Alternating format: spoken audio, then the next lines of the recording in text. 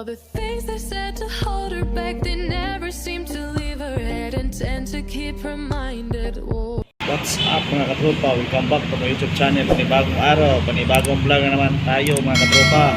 So sobrang saya ko mga katropa dahil nakatanggap ako ng text message sa training center na darating na daw ang aking security license. Kaya ako pupunta dito ulit sa training center.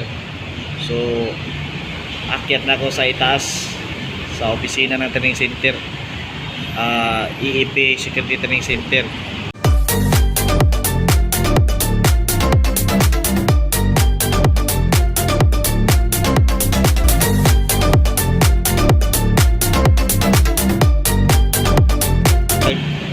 Renewal ako mga katropa January 9, 2022.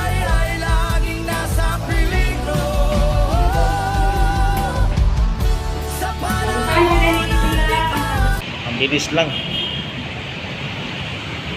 1 month lang darating ng plastic security license. Samahan niyo ako mga katropa. So let's go!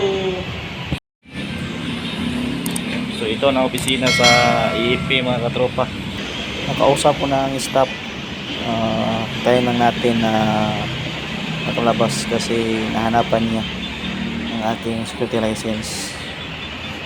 Alam niyo katropa, komportable ako na habang nasa duty meron akong hawak na security license, kaya sobrang saya ko ngayon mga katropa. Kasi tuloy na ang duty ko. Dahil yung agency ko ay kapag ma-expire ng license, no duty. Kaya agad ako nag-renew. Advance ng 1 month.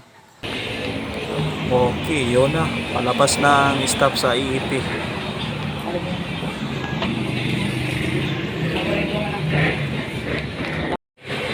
Naku! Kulay white talagang license ko mga katropa. Naku! Kulay white talagang license ko mga katropa. Buhay ay nilisan dahil sa pangarap na maglingkod sa inang bayan.